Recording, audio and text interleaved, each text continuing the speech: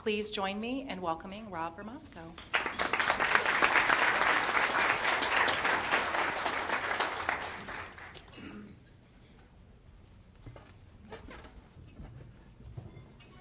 Good morning. I am standing up, so it's okay. It's a pleasure to be here and talk to you all about something that's pretty important as we think about the next decade and the next generation and our children. But I'll try to do three things in my remarks this morning. Number one, give you a quick overview of what AARP is up to, what we do, how we view this, what I call the demographic revolution, and it is a revolution. I'll try to give you the dimensions of that. And the third thing is to talk about what that means in terms of the marketplace and the workplace, because they have to work together. There are two sides of any equation in a business. There's the customer and the people that actually make and service the product. And how does this demographic revolution, this 100 million of us that are over the age of 50, and how is that going to change those two sides of the equation? So that's kind of the trail of my remarks today, and hopefully we'll be, and we'll join our panel and hopefully have a good, robust discussion and meet the objectives that Van has set for you today. You'll learn something, and hopefully you can take that back to your communities, your companies, and continue to make this community, this state, and this country a vital and vibrant place to be. But first I want to go back to giving you sort of the, oh, by the way, as president of AARP, I have to ask this question everywhere I go. How many are members? How many are old enough to be members but don't want to admit it? Okay. And how many remember getting the letter and throwing it away the first time? Okay. My answer to that is always consider the alternative, right? And that's what AARP is about. We represent we have over 35 million members, and there are, in this country right now, over the age of 50, over 100 million of us. So we seek to speak to the interests and the needs of that constituency and their families. And we'll talk about the dimensions of that, what that means in terms of the marketplace in a couple of minutes. But first of all, I want to give you some little background and context. AARP was founded in 1947 by a 63-year-old retired high school principal. She had been a high school principal in California, the first woman to ever actually occupy that role. She was retired because her mom was very ill. Long-term care issues were important in her family then. So she went to visit a friend, former teacher, couldn't find her, and was told when she went to the address, go out back. And in the back, she found her friend living in a chicken coop, because in 1947, her meager pension couldn't cover rent, food, and her medical care. So Ethel became what we affectionately know now as a social entrepreneur. She turned to the private sector and said, we must do something about this. Remember, in 1947, there was no Medicare. You were truly on your own. So she went to 42 insurance companies saying, if I get the buying power, the collective buying power of retired teachers, can we figure out a way to provide some form of health insurance for folks who are, at that time, retired teachers? And number 43 said yes. They ran a test program. It was very successful. And so many people heard about this outside the teaching profession. In 1958, Ethel formed AARP for all retired folks. And the guiding star of Ethel's work, again, she founded an association at the age of 73. Okay? So those of you that have that feeling about, I'm not done yet, Ethel's a perfect example of that second career, that encore career, and continuing to contribute and care. But her lodestar for us, the North Star for us, is about helping every American live with dignity and purpose. It's a very powerful concept, very personal concept. And she believed in the power of the individual, the importance of the individual, and the power of collective action. And those two things together have been something that's been the hallmark of our organization since she started AARP in 1958 and began on this journey in 1947. So as we think about it, we are in the throes of the most significant demographic shift that we've seen in the history of mankind. You've heard about the baby boomers now. This year, 2014, every baby boomer will be over 50. Okay? There are 80 million baby boomers. And they've changed everything, right? They changed it in the 50s when we were born, and all of a sudden we had to build a whole bunch of schools. We changed the culture. We did a lot of things. So chances are 80 million people will change the way we think about what it means to age, what it means to have a society that will benefit from what I call the longevity bonus. We are living longer and through the triumph of medical science and a lot of different things. Pharmaceuticals, of course, are very important in that process. We're living longer than ever before. And this is going to continue. You know the statistics. Every day, 10,000 people turn 65 in this country. And that's going to continue for 18 years. So the number of folks that are over the age of 50, over the age of 65, and who reach their 80s and 90s is going to be, in this country and globally, at unprecedented levels. It's never happened before, ever. If you think through how long we've been on this earth, the number of people who've lived to be 65 or older, of all the people who've ever achieved that level of age, 2/3 of them are walking the face of the earth right now. So we can't go to the library and say, oh, how do we do this?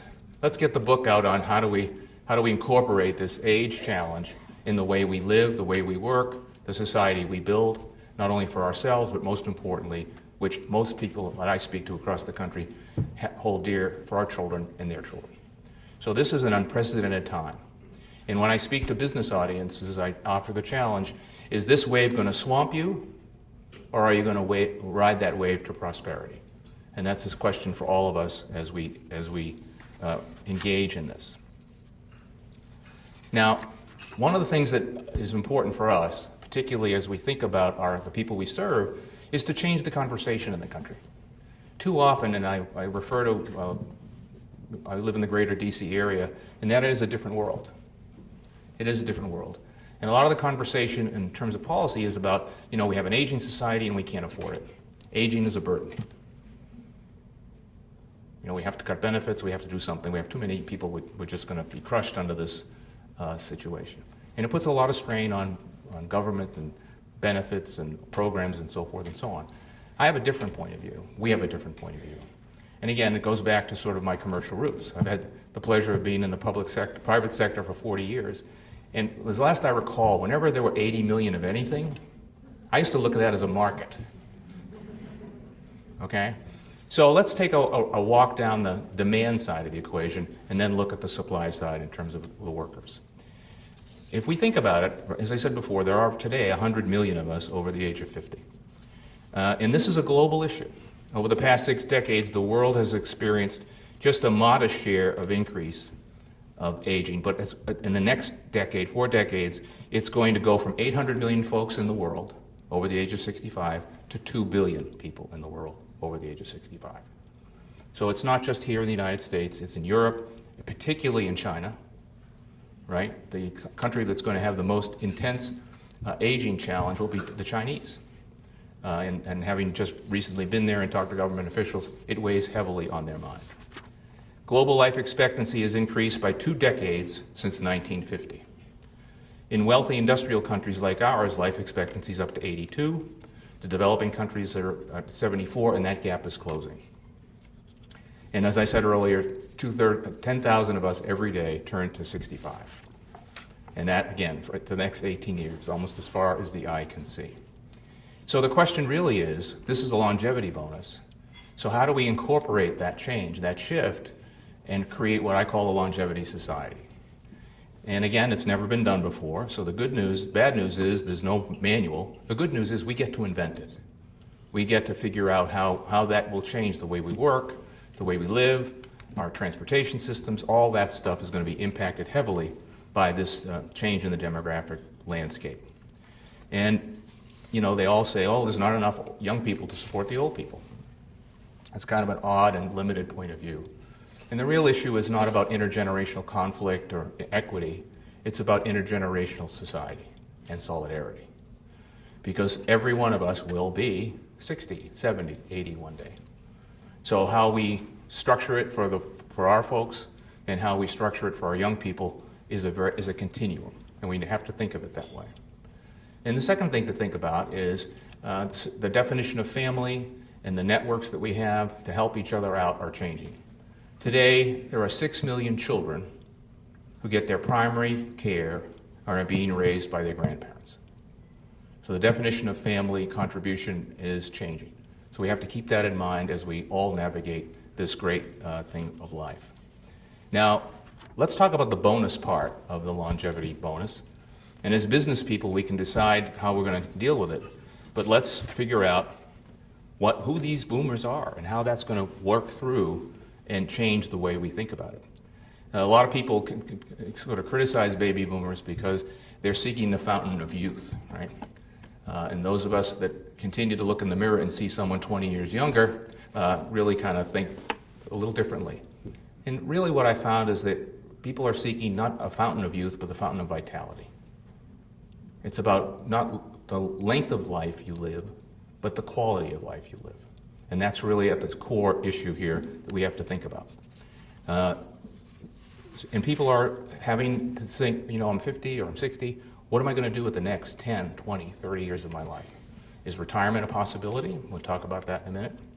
And what is it I really want to do? Now, people over 50, it's a roaring consumer market. They control over 50% of the wealth in this country, or about $8 trillion. Boomers and their elders accounted for almost 60% of all consumer spending in 2010. They are the leading consumers, people over 50, in 119 out of 123 consumer packaged goods categories. Close to 100% own computers, and by the way, the really intriguing things, particularly for you Apple aficionados, 41% of them own an Apple product. Amazing. 53% of them are on Facebook. 66% send text messages, mostly with pictures of my granddaughter in them. But it's a way of staying connected with families, right? Particularly as many of our families are, I live on the East Coast, my son's here, electronic communications and so forth, that's critical for us. But all told, people over 50 in this economy spend $7 billion online annually. And probably the best example of the disconnect between the marketplace reality and how people are still clinging to the past. Automobiles. When you turn on the TV and see an ad for a car, it's aimed at whom? Some 30-year-old hotshot to get a BMW. The fact is that 62% of all cars sold in the United States are bought by people over the age of 50. So then you say, well, who writes those ads? It's probably some 32-year-old copywriter, right? So we have a disconnect between people who are looking at the marketplace and the reality on the ground. And that's why I think it's important to look through, what is the marketplace, who is the consumer, and where's the opportunity about to be? And as I said, the aging challenge will change the way we organize our societies. People want to continue living at home. They want their communities to be livable and age-friendly and easily navigated and conducive to social life. The aging in place market. How many of you want to live in a nursing home? Oh, gee. This is the 83rd conference that no one's raised their hand when I asked that question. We want to live at home. We want to live with our families. And that aging in place marketplace is projected to reach $20 billion in the U.S. alone. Still, societies remain youth-centered with the physical and social environments and institutions built by and for young people. But I urge you and all business people to understand the 50-plus market and to profit from it. The guy that runs the Hallmark channel had a great way of talking about it. That's a channel that's specifically geared to people over 50. And his comment, I think, is so great. Our viewers have assets, not allowances. So the marketplace holds a great promise. But that brings us to opportunity number 2, which is the workplace. The key here is to disturb the conventional wisdom which says that senior workers are too expensive, technologically deficient, and slow to adapt. Nothing could be further than the truth. Here's where innovative businesses are stealing the march on the competition. They are rethinking business practices and public policy to encourage businesses to employ older workers, even part-time.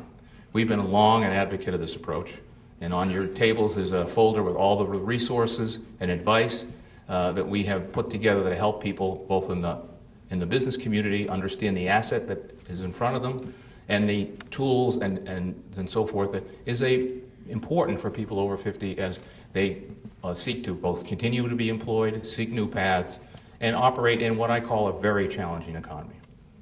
Okay, nationally, the unemployment rate for people over 50 has doubled. The long-term unemployed is represented by mostly people over 50. So that's a problem. And we have to basically be vigilant both on the discrimination side, but on the common sense side.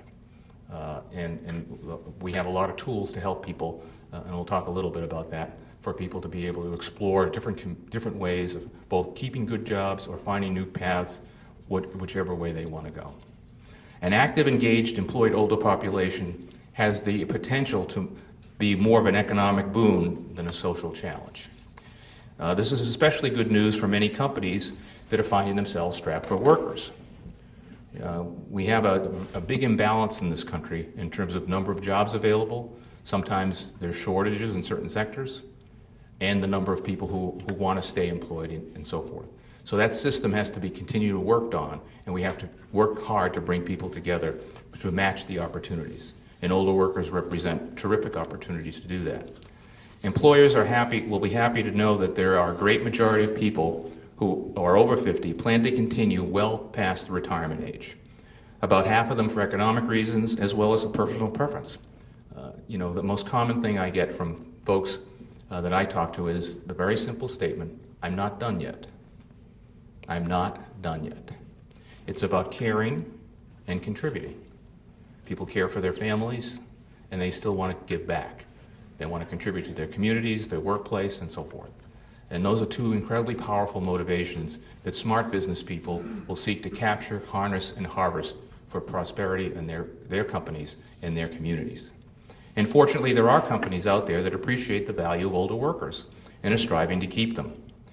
The 2013 winners of AARP's Best Employer for Workers Over 50 Award, co-sponsored by the Society for Human Resource Management, say they know what the employees bring to the workplace. Knowledge, maturity, experience, and a proven ability actually to remember customer service? All right? I want to talk to a human being who actually understands who I am. The 17-step phone tree that leads you into a room somewhere where no human exists is probably the most unsatisfying customer experience that all of us have. At the altar of technology and efficiency, we forget the issue about customer relationships. This cohort understands what those issues are. Older workers are more motivated to exceed expectations on the job than the younger counterparts, and they're more engaged. One of the great myths about older workers is they're expensive, and I can't afford them. Well, it turns out they tend to have much more loyalty, and employee turnover is much lower in the older cohorts than the younger cohorts.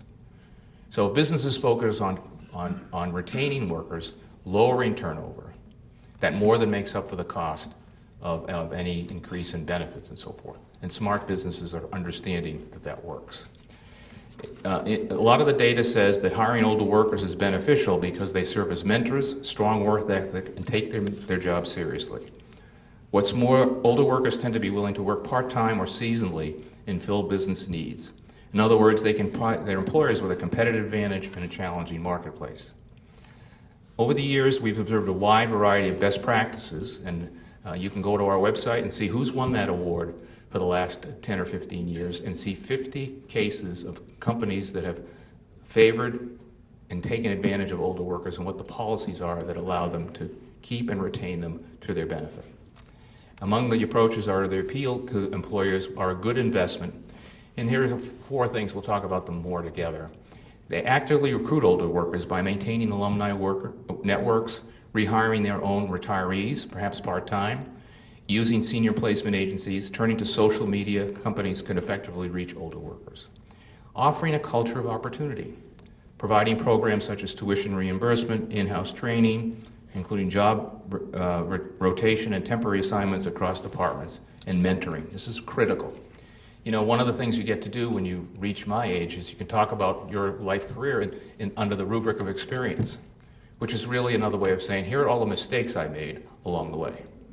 Well, isn't it great if I talk to a 35-year-old and say, here's how I handled that challenge, so you don't have to go through the pain and the embarrassment and the mistake that I made. And that's an extremely valuable thing.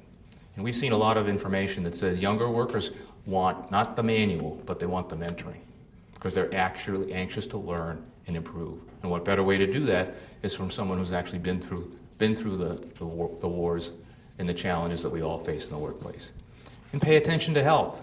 Companies with health insurance for part-time workers, benefits for long-term insurance, even if the employee pays the premium. Short-term and long-term disability is valuable for older workers. Health screenings, flu shots, all kinds of things that are put in place, things that make the work life a worthwhile pursuit. And establishing a secure retirement. Automatic enrollment is very important, both for younger workers and older workers. And there's all kinds of ways to begin to say, we value the people that work for us, and older workers are no different from anyone else. There are different ways of thinking about that. And flexibility, that's a huge issue. It's not just for older workers, it's for all workers. This is another test. How many of you personally, in your immediate family, in the last year have been involved in a long-term care situation? I usually get half of the room raising that hand. Okay, and that's one of the biggest challenges all of us, whether it's an older member of our family, a sibling, or even a child. So the care issue is a very important issue to build into the flexibility, be able to accommodate that and support that. And employers that are wise about that, and that's true for all generations, particularly for folks as we go past the 50 age landmark and keep on going. It's important to recognize employers have earned, that have done that, are actually doing well. This is not Mother Teresa. This is smart business. And especially when you focus on the marketplace and the needs of an increasing older society. There are, as I said, $7 trillion being spent. It is a marketplace, and when you have your employees who actually understand and live in that marketplace, chances are you're going to develop products and services that meet those respective needs. Now, how do we participate in that process? Well, we have a focus on, we participate in the marketplace, the workplace, the public square, and your place. In the marketplace, we try to stimulate the private sector to focus on the needs of folks over 50 as we age on the way to being 80 or 90. What are the unique needs, and how can your product or service serve those unique needs and offer value to that? So we spend a lot of time challenging employers to say, here's the market opportunity, here are the needs, can you deliver a product or service that meets the high quality standards we have? The workplace, obviously, we work really hard to help both employers and workers sort of flourish in that marketplace and fight the stereotypes there. Whether we look for anti-discrimination laws and protect those, or give people the tools they have to navigate the new work environment. The concept of a personal interview seems to have died, right? So how do you get a job in the world where it's all computerized? You know, we have Life at Work Reimagined. We have a whole website devoted to how you can access both opportunities, intellectual capital, how to do it, connect with other people, and we have a special relationship now with the Small Business Administration, where the fact of the matter is about 10 or 15% of the over 50 crowd is thinking about starting a business. There are more businesses started by people over the age of 50 than under the age of 30. So it's a cauldron also of opportunity, entrepreneurship, and so forth. Some by necessity, some by the desire to say, you know what, I'm tired of doing it for ABC Industries, I want to do this. I've always wanted to open or start a business that looks like this. How do I do that? So last year we formed an alliance with SBA, which, by the way, is the best kept secret in the federal government. I will tell you that. And we set an objective, and we've had over 100,000 folks connect to the Small Business Administration so they can begin to explore whether starting a new business is right for them, and then that path to figure out what are the steps necessary to realize that dream. And that's been a very productive relationship, and hopefully we'll continue that as we go forward. We've launched this multi-front effort in terms of public policy, work practices, and legal safeguards. And it's really to combat the negative stereotypes and present the opportunity in terms of market demand, but at the individual level, give people the tools. That Life Reimagined at Work, we've gotten 200 companies to sign a pledge that say we will give experienced workers a fair shot. We posted 75,000 links to 75,000 job opportunities across the country. We've created on the LinkedIn platform communities of interest, so you can actually have chat with other folks in your circumstance. And finally, the linkage to the Small Business Administration as well. And it's really all part of the overall AARP focus back to what we're about. We're about dignity and purpose. The simplest way I can frame it for you is, as I travel across the country, it's pretty apparent that 20% of us are doing okay. 1% of us are doing really okay. And as one member in Oklahoma said to me, Rob, I'm just trying to get to Friday. I'm just trying to get to Friday. Now, there's a whole lot of things we need to do to change that circumstance, but the most important thing we can do is restore the belief in the American dream. An alarming number of people believe their children will be worse off than them. An alarming number of people in this country believe it's not working for them. We need to change that perception and change that reality. And one of the strongest forces in our society is the small business person, is the entrepreneurial spirit, is the ability to be smart and capture the resource and focus on the opportunity. The older worker represents an enormous resource. The 50-plus audience represents a terrific market. And we're committed to doing everything we can, just as Ethel did as a social entrepreneur 60 years ago, to challenge the private sector and to help each and every one of you live with dignity and purpose. Thank you very much.